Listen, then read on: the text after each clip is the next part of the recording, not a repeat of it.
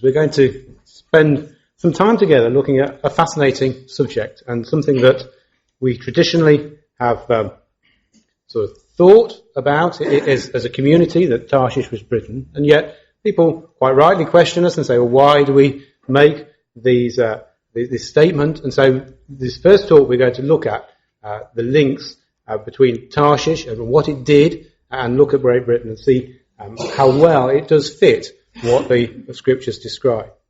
So we're going to, as it were, divide the talks into two. If we can get the electronics to work. So the first talk we're going to focus on the sort of following sort of areas. The importance of Tarshish in Scripture.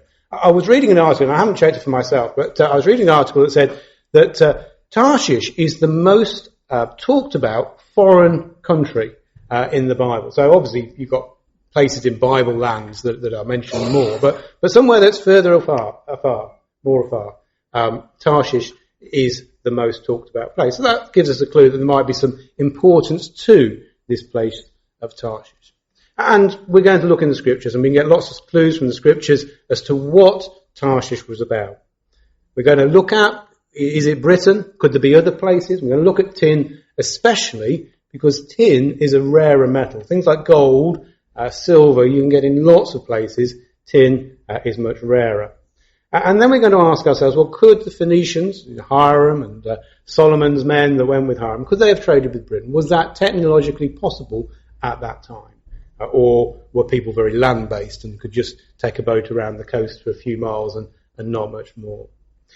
And then in our second talk, we're going to look really at the latter-day prophecies of Tarshish. There's about 8 prophecies that deal with latter days and mention Tarshish. So it's about half the mentions of Tarshish in the scripture dealing with the latter days rather than early on. We're going to look at Isaiah. Isaiah links Tarshish with Tyre, which is why we had the reading that related to Tyre. And we're going to explore those together in the second half. But we're going to start with a principle, or 2 principles. First of all, when we look at evidence, we weigh the scripture higher, or we've got a greater weight to the scripture than things that we find in the world. So if the scripture says something, that is more important to us than research we might find or things from antiquity. Because unlike writings of Herodotus and people like that, we believe the scriptures are divinely inspired. And the second principle that we have is, if there is a latter day application to Tarshish, and when we read the scripture that seems to be quite clear, then surely God will have given us enough information in the scriptures to help us to identify that. And by way of example, we've just read together Ezekiel 27, which is a description of the judgments on Tyre. And yet there's a whole of Ezekiel chapter 27 and half of Ezekiel chapter 28. And yet they are a description of what Tyre was like. If you're going to issue a judgment about a nation, you don't need to spend 50 verses or so describing what that place is like. But if you want to use that information and say to the Bible student, well, this is what Tyre was like. So when you're looking for your Tarshish that Tyre has moved to, these are some indicators what you should be looking for. Then it makes sense for God in his word to have given us a description of what Tyre is like. Now, we have question evenings at our Bible class, once or twice a year, and the last time we had a question evening, somebody had put this in the box. Can you prove beyond doubt, with evidence, that Britain is the Tarshish of the Bible? I think somebody is a little bit sceptical, but the question is asked, and the brother that did it did a good job of trying to answer that question.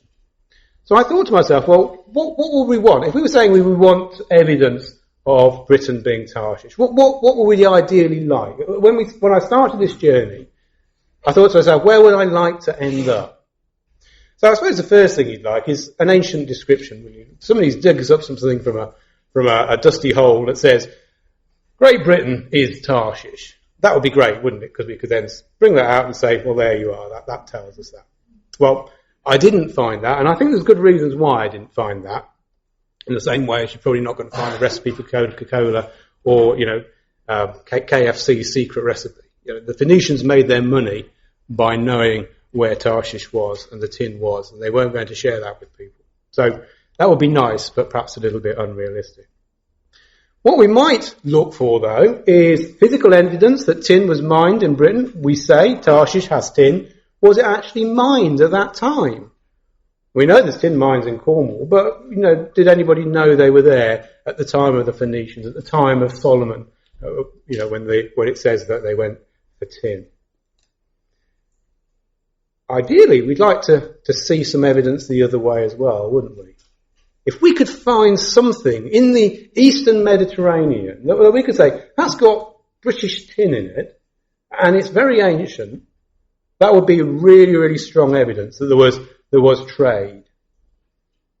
But of course, people might say, well, yes, the Tarshish in the Bible is related to Tyre. It's about seagoing, and they seem to go by ship to Tarshish. But you could say, well, if you found some tin in the Eastern Mediterranean, it might have come by land. It might have come across continental Europe and been in a little boat that sort of went round the coasts to sort of places like Tyre. So we'd also like to find some evidence of there being a trade by ship between Tarshish, Britain, and the Mediterranean. If we could answer those and provide evidence for those, then I think we would have an extremely strong case for saying that Britain is Tarshish.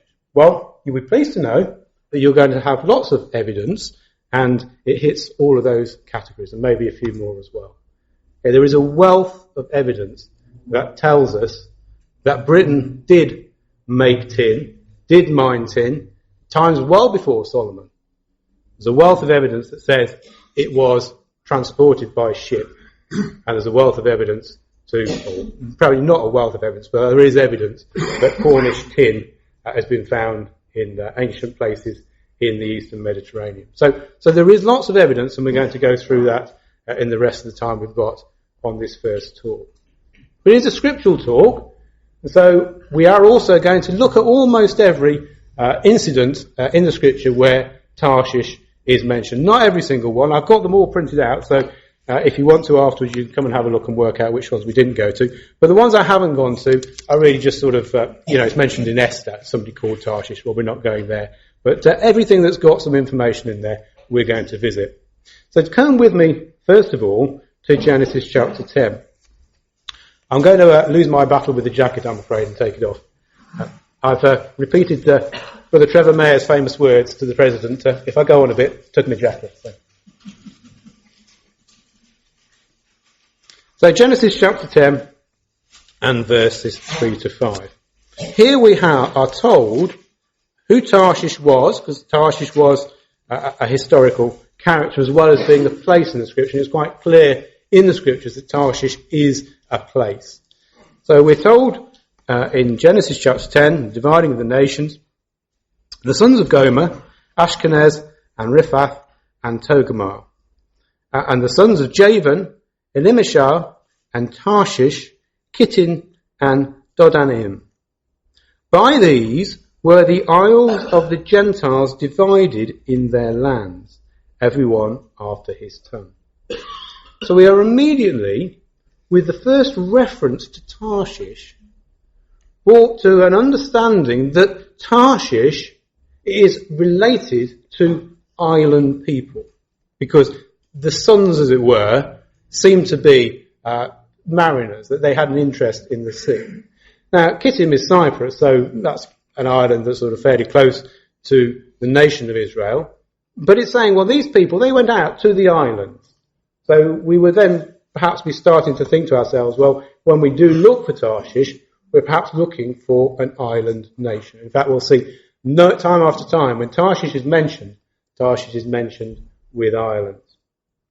Josephus, and you could go to quite a few different sources, says that Japheth, the son of Noah, had 7 sons, and they inhabited, so that beginning at the mountains of Taurus and Armenius, they proceeded along Asia as far as the river Tanis and along Europe to Cadiz. So that it seems that the three sons of Noah went in different directions, and the sons of Javan, the grandson of Japheth, they went into Europe, and we know that the Hamitic people seemed to go down into Africa, and obviously the Semitic people inhabited Bible lands and east of that. So very early on, we have an indicator that when we're looking for Tarshish, we should be looking in a sort of European area. We shouldn't be particularly looking, say, to the Far East. And we're going to look at some passages that we could perhaps associate with eastern Tarshish in a few moments.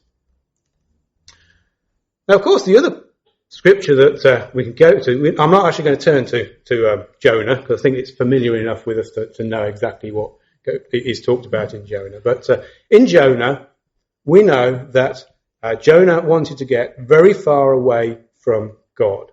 He wanted to get away from the presence of God. So it makes sense that wherever he chose to go, it was, as it were, at the ends of the earth. It wasn't going to be somewhere that was close geographically.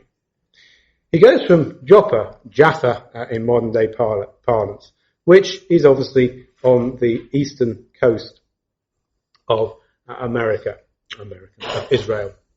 I've got, you can see at the bottom we've got a little timeline, so you'll see little pins just indicating to us where we are in history when we're looking at these things. So it will just help us in our minds know where we are. Now, interestingly, Joppa was a Phoenician port, and trade with Tarshish seems to be tied in with the Phoenicians and with the Tyrian people. So it makes sense that if you were going to go to Tarshish, you would choose a port that would have some people that could take you. And we have here a picture of the Palestinian and Israeli coasts with the different nation states of the Phoenicians. So Tyre, it says, is the most important. Sidon, Ardus, Biblius. Incidentally, Biblius, that's where we get our word for Bible from, because it was Biblius that the parchments from Egypt, or the papyrus from Egypt, were taken to when they created their writing material. So there are a lot of Phoenician words that actually have come into our English language, and we're going to look at that a bit later. So when you pick up your Bible, you are using a Phoenician word in its origins. But that's by the by. Jonah went from Joppa, he was going westwards. So we can say immediately that Tarshish, wherever it is west of Israel. It is a long way away from Israel, and it is reached by boat. That's what we can deduce from Jonah. You might think to yourself, well, there are passages that make us think that perhaps Tarshish might have been in the east. Well, there are. If we turn to 2 Chronicles and chapter 9, we shall see a description of things that came from Tarshish, and we shall see things that we can say that couldn't have come from the British Isles. So, 2 Chronicles and chapter 9.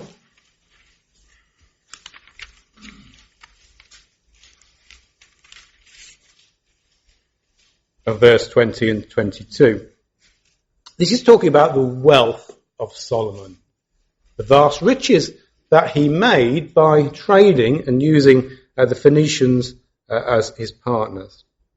So all the drinking vessels of King Solomon were of gold, and all the vessels of his house in the forest of Lebanon were of pure gold. None were of silver. It was not anything accounted of in the days of Solomon. For the king's ships went to Tarshish with the servants of Hiram. Every 3 years once came the ships of Tarshish, bringing gold and silver, ivory, apes, and peacocks. Now, gold, silver, and ivory you can get from the British Isles. We think of ivory and we think of elephants, don't we? And obviously, you don't generally get elephants in this country. But you can also get ivory from walrus, and sea creatures. Perhaps you should have got it from walrus. But actually, I've got a slide in a moment that actually shows that ivory was being produced in this country very early on from sea creatures. So we don't have to necessarily say you've got to have gone to somewhere more exotic to get the ivory. Apes and peacocks, well, you can't get those from this country. Peacocks might not be peacocks that we think of as peacock. The word can be used for baboons, but if it is peacocks, you don't have to go to India and Sri Lanka. You can actually get them from the Congo. We're going to look in a moment at an account of a Phoenician going round Africa. So you could get them from northern Africa. You could get the other two things that we're missing, apes and peacocks, or apes and baboons, whichever way you want to take it. But the other materials are freely available in this country. You can see there a map of different parts of the country with the minerals and the things that you could mine out of the ground. And we've got gold, we've got silver, we've got lead, we've got copper, we've got tin. We've got the things that are mentioned. Here was an article, it was in the Times a couple of weeks ago, and I thought it was very interesting. So it says excavation in a Neolithic village in the island of Westray, so up in sort of north of Scotland, has revealed that the farmers also took advantage of regular whale strandings, using the animal's bones and ivory for tools, decorative items, and for building. This is dated very, very early on. In fact, the little arrow, we're off the scale how early this was. And yet, they found a very, very advanced civilization that makes them think, we wouldn't expect this at this time. But of course, as Bible students, we know man has been sophisticated, as it were, from the beginning. We don't believe that we came from apes and were wandering around not really being very intelligent for aeons. Here's a map of Phoenician trade routes. You can see that the trade routes were pretty extensive. They went out of the Mediterranean and they went from Gibraltar, they went north and they went south. So they came up to Britain and they went down to Africa. In fact, that indicates on there that they went all the way round Africa and then they would come up the Red Sea to the southern ports in Israel. Which is interesting because we're going to come on in a few minutes to looking at Esarhaddon, which is at the southern end of the state of Israel. The ancients were able to navigate by the stars. I don't think we fully understand how sophisticated they were. They could work out where they were. Certainly in terms of latitude, how far north and how far south you are of the equator, it is quite straightforward to work out if you know the stars. You could look at the North Star. If the North Star is directly above you, then you're at the North Pole. If the North Star is on the equator, then if the North Star is on the horizon, then you're at the equator. So how far north and south you are is fairly straightforward to work out. You can do that with the southern pole star as well. So as they went round Africa, when they came up the other side of Africa, they would know that they were getting closer to the latitudes of Israel, which is why I think that Solomon and Hiram started having ships going from Esarhaddon, because they knew that they were in the right sort of area. But we have, in history, 600 AD, so it's quite late, at the end of the Phoenician era, the first written description of a voyage. And we've actually got two people that we've got descriptions up for. One's called Hanno, and the other one's called Himilco, and we're going to look at both of them. But Hanno went south. He's probably following previous trade routes, but he describes going south round Africa. If you can got very, very good eyesight, you'll see that the little green line finishes at the Cameroon, because that's as far as he describes going. He describes seeing volcanoes. He describes seeing gorillas. In fact, we get the word gorilla from his description of the creatures he saw. Pliny goes a bit further than the description that Hanno has, and said actually Hanno went further than he lets on, because Hanno says, well, I stopped there, but Pliny says, no, he didn't. He went all the way around Africa and came up the other side and reached the borders of Arabia. So this is at the time that we were reading of, this Phoenician age, when we were reading of of Solomon. Solomon was about 1000 BC, so this description is a bit after, but it doesn't mean they weren't going earlier. Let's turn to 2nd of Chronicles chapter 20, because this is a passage that people sort of say, well, actually, we're looking in the wrong place if we're looking for Tarshish in the west, because this chapter, this reference seems to indicate that it is in the east.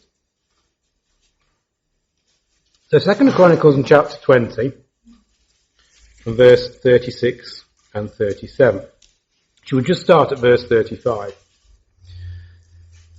After this did Jehoshaphat, king of Judah, join himself unto Ahaziah, king of Israel, who did very wickedly. And he joined himself with him to make ships to go to Tarshish. And they made the ships in Ezion-Geber.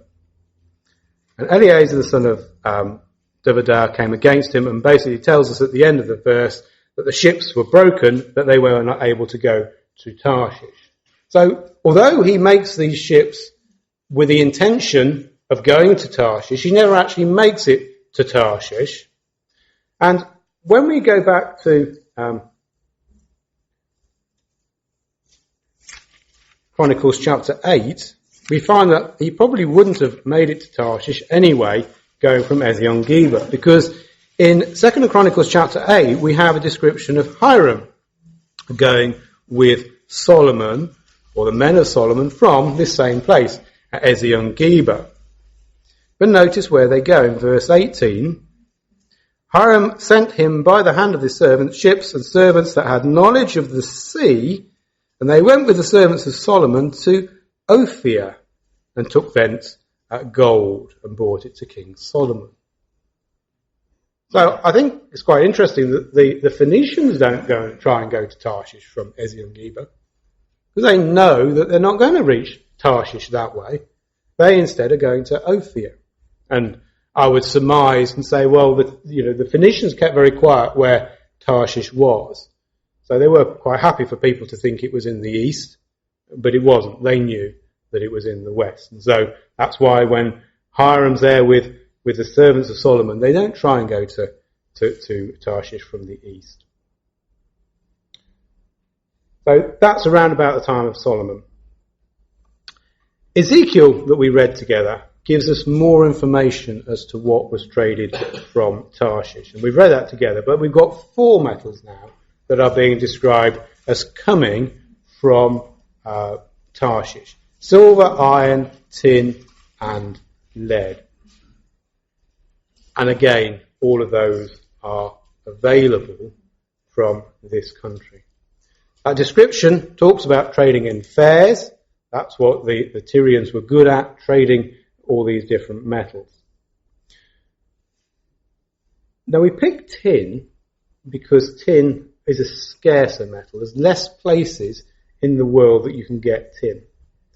This is a quotation from a man called James Mahaly, and he seems to be the go-to sort of reference for trading of tin in ancient times. And he says something very important to us that we need to bear in mind when people give us suggestions as to where Tarshish might be. Because he says the tin resources of the Mediterranean world, as known from modern geological survey, are insignificant in terms of modern economic geology. Most important of all is the absolute geological principle that tin is to be found only in association with granite rock. So if there's no granite, there will be no tin. And there's not that many places where tin is around. There are a few places in the Mediterranean that are very minor sources of tin. But the Bronze Age was built on bronze. And to make bronze, you need 10% tin, or 1 part of tin, 10 parts of copper. You imagine, it's said that the Roman soldier wore about 30 kilos of bronze. So he needs 3 kilos of tin, every single Roman soldier. Well, the Bronze Age has started a long time before the Romans. There's massive amounts of tin required to give you your bronze. So the sources in the Mediterranean are insignificant. There are a few sort of local sources, but there's no major sources. In fact, this map gives us the major ancient sources of the ancient world, the major tin sources. And you can see that they are few and far between. In fact, when we come to Europe, they are all outside the Mediterranean basin. We've got Devon and Cornwall, we've got Brittany, we've got the western coast of Spain, Portugal, and we've got Germany that are major sources of tin. So within the Mediterranean itself, there are no major sources of tin. You've got to have come outside the Mediterranean. So our most obvious candidate, I suppose, for where the tin might come from is Germany. You could imagine in ancient times they could dig it out of the ground in Germany and bring it overland to the Mediterranean, and then from ships bringing it into the heart of the Mediterranean and down to Tyre. But in actual fact, Mahaly says that the German source of tin wasn't available in those times. He calls it a hard rock type. Basically, your strata of tin will either be buried deep underground, and that's what he's saying the German tin is, or you can have the seams on their side so that some of the seams are close to the surface. And when they're close to the surface, then they can be washed, the nuggets of tin can be washed into the streams. And so you can prospect for tin like gold, with a pan and get the nuggets of tin out. So he's saying that in the Bronze Age, the German tin wasn't available. And we have some compelling evidence to show us that that's not the case. This is the Nebra Sky Disk. It was found in Germany and is dated at about 1500, 1600 BC. So well before the Phoenician era. They think it was quite old when it was buried, so it could be 2,000 years old. They have done isotope analysis on the tin and on the gold, and it's like a chemical signature. So you can compare a piece of tin, and if you've got samples from different mines around the world, you can actually work out where that tin came from or where that gold came from. So they've traced the gold to the River Carnon in Cornwall, and they've traced the tin to a source in Cornwall as well. So this is tin that is in Germany. So it pretty much sort of removed the possibility that they were mining tin in Germany. They wouldn't have bought the tin all the way from Cornwall if that was the case. So there's an article on there on tin isotopy if you're very interested, or keeping yourself awake at night. You can read that. So really, two things come from that sky disk. First of all, it shows us that the German source wasn't a source of tin for the Mediterranean in those times. But it also is strong evidence that tin was being mined and smelted in Cornwall at the very beginning of the Phoenician age, in fact, before the Phoenician age. So we would say that eliminates, the German source of tin. So we've got really now three sources on the Atlantic coast that we could get our tin from. Herodotus says this of tin and amber. He says, but concerning those in Europe that are farthest away towards the evening, I cannot speak for assurance, for I do not believe there is a river called by foreigners Eridanus, issuing from the northern sea, where our amber is said to come from, nor do I have any knowledge of the tin islands. So he's saying, I don't know where they are. I've tried to find out, where does our tin come from? Where does our amber come from? And I don't know, I can't find it out. And so he goes on to conclude, all we know is our tin and amber come from the most distant parts. So I think that that was written about 450, 500 BC. But I think that eliminates really our Spanish tin, Spanish-Portuguese tin, because Herodotus knows about Spain, and also the river systems in Spain are quite conducive for bringing things from the western side of Spain down the river systems into the Mediterranean. So if tin was coming from that source, from Spain into the Mediterranean, it would have been fairly easy for people of Herodotus' time to sort of go up the rivers and find where the tin comes from. But he doesn't know. He knows Spain, but he doesn't know it as a place for tin. So I think that eliminates our source in Spain, which a lot of people say, well, Spanish tin, that's where it came from. Interestingly, Herodotus links it with amber. And on this slide here, we can see where the amber comes from. It comes from the Baltic. In fact, he talks about he doesn't know where this river is. Well, I think he's wrong. There is a river that has got lots of amber on it off the coast of Denmark.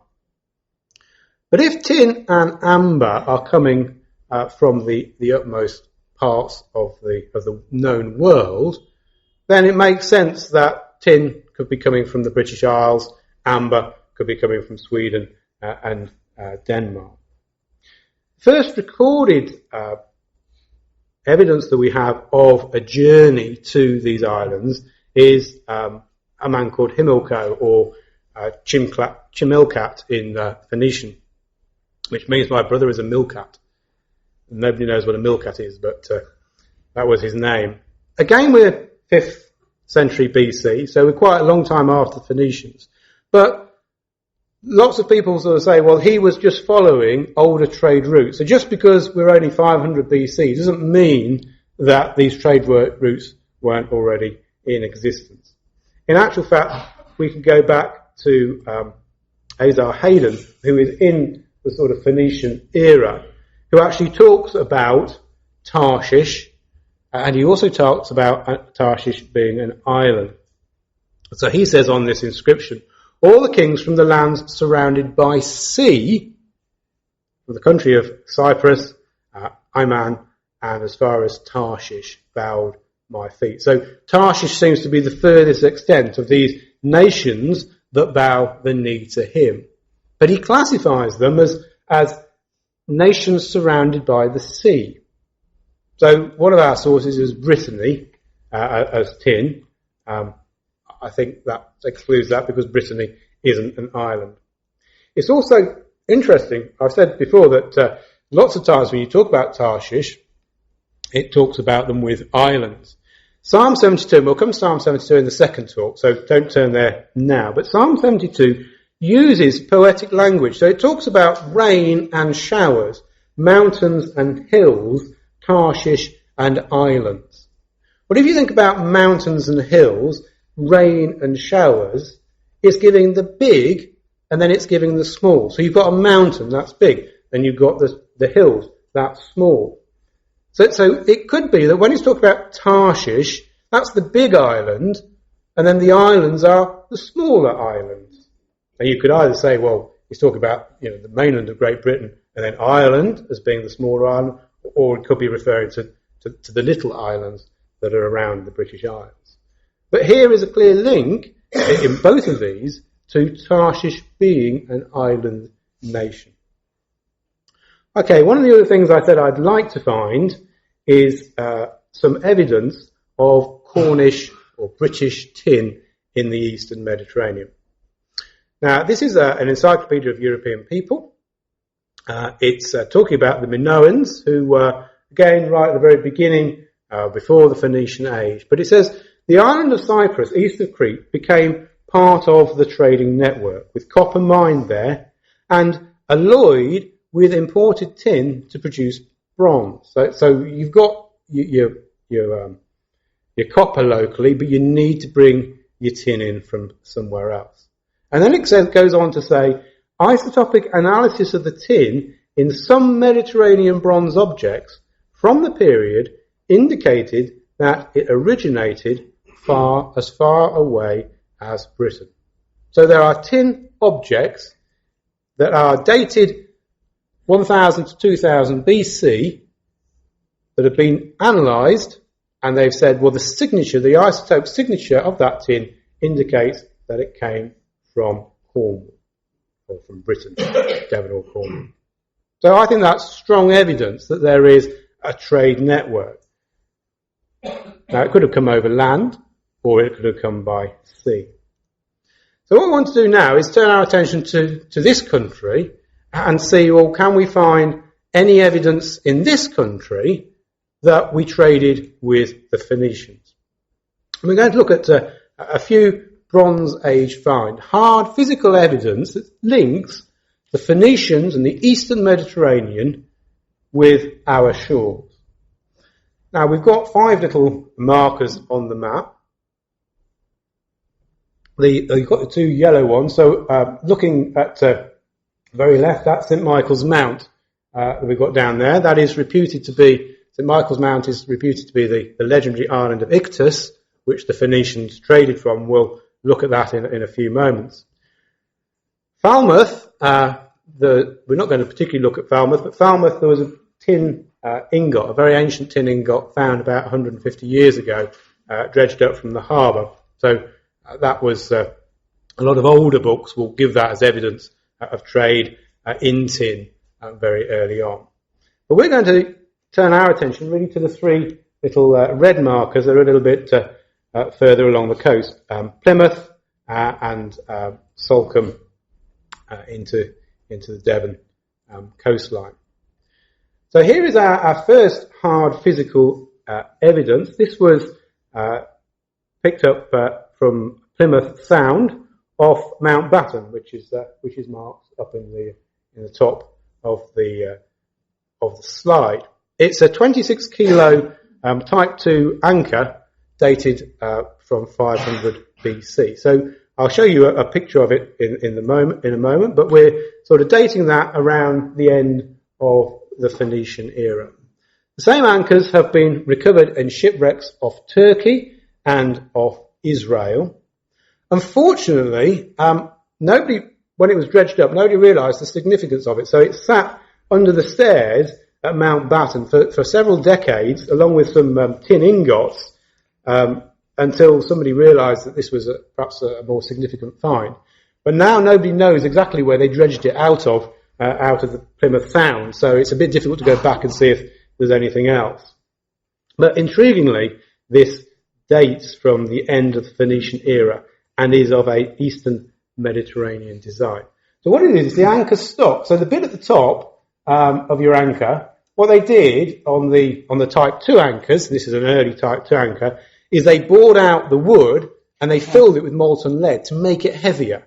And this is a design that's found in a number of Mediterranean shipwrecks, and there's also one being found off the coast of Wales as well. But this is a comment from a researcher that says a somewhat lighter Type 2A anchor, 16 kilos, has been found off Morocco, just on the Atlantic side of the Straits of Gibraltar. And it might have come from a Punic ship, so that's the precursors to the Phoenicians, anchored en route to an important Phoenician settlement of Gades or on the Atlantic side. Whilst another Type 2A anchor has been recovered from close to this area at Cap Spartel, which is the little place marker you can see on the map. So this is in Moroccan North Africa. And that Type 2 anchor says it almost certainly dates from the 5th century BC, so same sort of time period, and is likely to come from a Phoenician ship in origin. So there we've got 26 kilo lead anchor stock that was found off Plymouth that links us to, well, maybe not quite the Phoenicians, but certainly to the Eastern Mediterranean. It is that sort of design. So I'll put it to you, somebody's not likely to have dropped that out of their suitcase as they came back from a package holiday. It's going to be something that is an authentic Phoenician anchor or Eastern Mediterranean anchor that was dropped a long time ago. So moving down the coast into Devon, we've got 2 shipwreck sites that have yielded ingots that we're going to look at. We've got Moor Sands and we've got the Erme River, and both of them significant numbers of ingots were found. So the Moor Sands shipwreck is dated about 1000 BC. So time of Solomon, this shipwreck, it's found off the coast. It's, they think, about 40 foot long, the boat. There's not much of the ship preserved, so it's difficult to know what sort of size ship it was. But on board were 250 copper ingots and 27 tin ingots. So 10-to-1 ratio, which is what you need for making bronze. There's also a shipwreck been found off the coast of Dover. It's about 1500 BC, so quite a bit older. But on there, the ship is better preserved, so they were able to estimate how much cargo you could get into it. That had got 3 tons of cargo. So these weren't insubstantial boats. You could take quite a lot of cargo on them. And what did they find at Moor Sands? Well, a huge amount of material. Gold, very, very fine gold detail. You've got the ingots, the tin and the copper ingots on the slide there. And you've got a whole host of other things that they found. The image down on the bottom, which looks a bit like a sort of a hoe shape, that is actually from Sicily. They're not quite sure what it's for. They think it was an agricultural instrument, but that is from Sicily, the archaeologists tell us. Now, it could have come over land, of course, through Europe and then just crossed over the English Channel. But there is something on that shipwreck that links us back to the Mediterranean. And you can see, it's fine, detailed work. These were people with skill that were doing this at exactly the time as Solomon was king in Jerusalem. Erme River ingots, it's difficult to date those. There's no shipwreck found. They were just found by metal detecting, and they've only got the ingots, nothing else. 44 ingots were recovered. They tried to date them using the marine growths that are on the ingots, and they give that about 1000 BC. So again, around about the time of Solomon. The evidence of the ingots themselves probably pushes our dating earlier than that, because they seem to be quite an old style of ingot, as we shall see. Now, there is a very interesting paper that you can sort of download from the Southwest Marine Group website, which was a degree paper written by a lady called Emily Loughton, which is entitled, "What is the likelihood that the tin ingots from the Erme ingot site are British Bronze Age date?" So in other words, these ingots that we found, have they come from Britain? Have they been made in this country, or were they being imported into this country? And she goes, in her introduction, she says, it concludes that it is highly likely that the British communities were producing and trading in metal at this time, and together with a comparison of the ingots to late Bronze Age examples, there is strong evidence to suggest that the tin ingots from the Erme ingot site may be British Bronze Age in date. In fact, what she does is she goes and has a look at the settlement patterns on Dartmoor. And actually says, when you look at the settlement patterns on Dartmoor, you can see that the settlement patterns are consistent with them working tin. So the bigger settlement patterns are nearer the stream. So they farmed, but they were obviously doing something else where the streams were important. Well, of course, the tin could be picked up from the streams. So that then gives us a much earlier date, probably going back to about 2000 BC. As she concludes, the largest settlements on Dartmoor occur in areas which do not provide the best conditions for farming, but are situated close to areas known for tin exploitation. So she's saying that if you look at Dartmoor, you can see evidence that people were mining and smelting tin. And what we found in the river is evidence of that. Now, when they looked at the ingots, there's 3 distinct different shapes of ingot. The modern ingots are done in a very regular shape. The older you go in terms of ingots, the more diverse their shape becomes, because people were sort of making them to their own sizes. It didn't really seem to matter what size or what weight they were. And so she analyses them, and you can see on the slide there that she analyses them, compares them to 2 other shipwrecks that were in the Mediterranean. And you can see there's quite a correlation between the 3 different types of ingot that she found. And one of those ingots that she's looking at, the bottom one, is from a shipwreck called Ula Burun, which was discovered off the coast of Turkey. So you can see there it's quite a sizable vessel. It's been dated about 1300 BC, so right into the Phoenician age. Take a better look at it. What they did is actually reconstructed the shipwreck, or they reconstructed the boat, should I say, and then they sunk it as a shipwreck, which seems a little bit odd to me, but you can see it's a substantial vessel. It's of a size that you could go to sea in it. In fact, it's about 15 metres long. Modern sailing yachts, a 15-metre long sailing yacht, you can cross the Atlantic, you can cross the Pacific in that sort of size vessel. It was big enough to cross oceans. It was made from Lebanese cedar.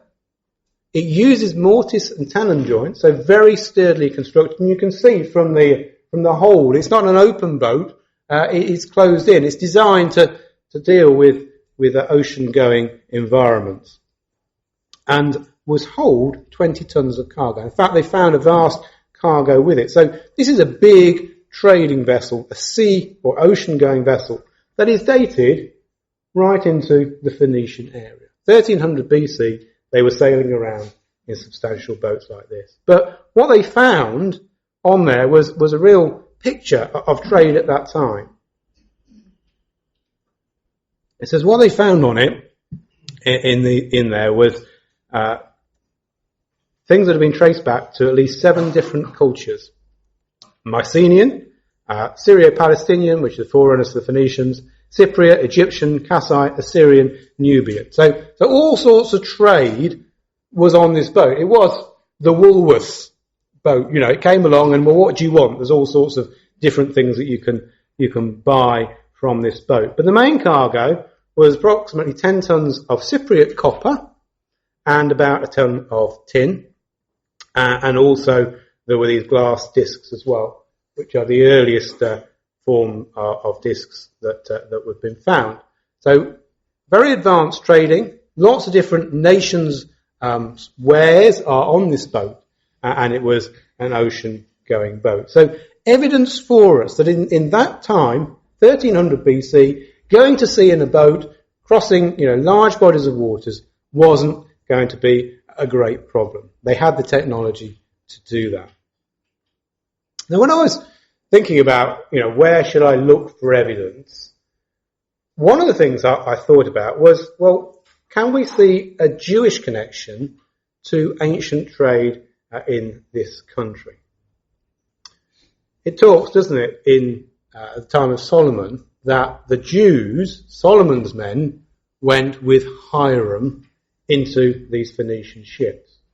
So can we sort of see in Britain any evidence of Jewish cultures sort of having an influence? In fact, if we think about it, the Jewish culture is, the one culture that stretches all through time. So if the Jews had trading links with Britain in ancient times, if they came with the Phoenicians, would there be any evidence that we could pick up now that would say, well, yes, Jews came with the Phoenicians to Cornwall, to Devon?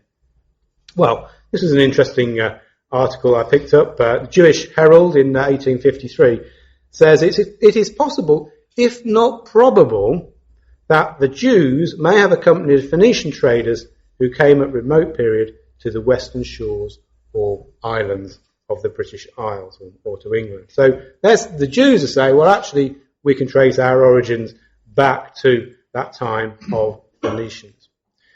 This rabbi has written a book, and he's looking in this chapter at the Jews of southwest England, and he brings up a number of different things that shows us links between Jews in ancient times and the Cornish people, and the Devon people.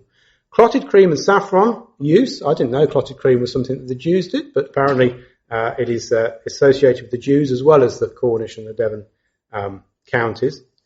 Very interestingly, smelting tin. So if you want to smelt tin, you need to get temperature above about 1,000 degrees to actually melt the tin. And to do that, you can't really do that over an open fire. You've really got to get it hotter than that. And so what they used to do is make an indentation in the rock, And then they would build a clay dome over the top and have a hole that they could put bellows in so they could blow air into it and get the temperature higher to melt the tin. And that is called a Jew's house. So you find very, very ancient references to smelting tin, and they call it a Jew's house, the smelting. And the tin that comes out, they call Jew's house tin. Now, I put it to you, could it have been Solomon in his great wisdom sends men on the ships with Hiram's men with a knowledge and understanding of, well, how you melt this tin, how you process it. And that came to this country. So that even now, that was what it was called, a Jew's house tin, for smelting it. Interestingly as well, I haven't managed to corroborate this any further, but apparently in 1827, the British and Foreign Bible Society distributed Hebrew Bibles to the people in Cornwall because that was the closest version they had to the Cornish vernacular, which is interesting. There are links between the Cornish language and Hebrew. So there's quite a few place names in Cornwall that are said to have Jewish origins. The photo shows St Michael's Mount and the village. If you've been to St Michael's Mount, you'll know this. The village on the coastline is called Marazon, which sounds Jewish, doesn't it? Zion has gone in it. Interestingly, it was also known as Market Jew. Locally, it was known as Market Jew, this village. You've got Menhainot in Cornwall, which in Hebrew means from ships. And you've got Mausel or muzzle, which again has got a Hebrew meaning. Some of you will sort of say, well, this isn't a huge amount of evidence. People can make things mean anything. But I think it does have some interesting contribution to make to our look at history. This writer, Reverend John Bannister, has written a book called Jews in Cornwall, and he actually says that when you read Ezekiel, when it talks about fairs, it's quite an unusual word that he uses for the word fair. In fact, it only occurs in Ezekiel. It doesn't get used anywhere else. And the word fair is isbom, or depending on how you pronounce it, because just as we might say grass or grass, there was different pronunciations. It could be pronounced Gehazbom. And he says, well, actually, if you look at Marazon, the ancient spelling of Marazon was Mahazbane, which actually has got quite a lot of similarities between the two words. And he then further goes on to say, if you look into the Septuagint and look at Ezion Geba, which we were looking at earlier, that's called Gazian Geba. So again, very similar word. So what he's saying is, well, when it's a market, and it's to do with the Phoenicians, and the Phoenician and the Hebrew language are very closely allied, they're using the same word. They're using a word that we are familiar with in the Hebrew scriptures. But as I said to you, colloquially or locally, that Marazon was actually known as Market Jew. It wasn't until the railway came that everybody started calling it Marazon. Before that, the Cornish called it Market Jew. And in actual fact, if you go to Penzance, which is just around the bay to St Michael's Mount, even today, you can see, if you look on, that's off Google Earth, Market Jew Street. The street that goes to Marazon is called Market Jew Street. In fact, I did have a look on sort of a street view. There you are, Market Jew Street in Penzance. So it seems to be that the Jews were associated with this place, which is reputed to be a place where the Phoenicians came to St Michael's Mount. It depends whether you're into place names and things like that, but this gentleman in his book, The History of England in 1743, actually gives the name Great Britain and says actually that's a Phoenician word and it means the land of tin. He says the famous antiquity Bocart believed the Phoenicians came to buy tin in the island of Albion and gave it the name Barat Anak, that is, the land of the country of Tin, which the Greeks modified to Britannia and was adopted by the Romans. And he says the Grecians just took Barat Anak and they called it the Cassiterides. That's the Greek version of it. Now, he was in 1743, but actually I did find an interesting article only from last year, which was saying, if you look in somewhere like Wikipedia and have a look, see what the origin of Britain is, the name Britain, they do give various sort of ideas, and really they say, well, it means the people of forms, which doesn't really make a lot of sense. And they'd say, well, it was to do with the ancient British people tattooed themselves, and not much changes, and that's why we were called Britain. But this gives an alternative and says, well, actually, you can see that in the Phoenician language that you could call, if you called it the land of tin, you'd call it Pretan, which is quite close to Britain. But interestingly, Ireland was known for its copper. So you get tin from Britain, and you would get copper from Ireland.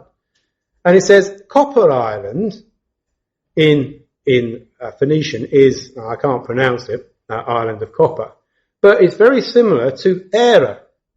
You can see, you can pronounce it yourself, you can see that's quite similar. So what this writer is saying is actually that seems to make quite a lot of sense. The island of tin and the island of copper. Britain, Era.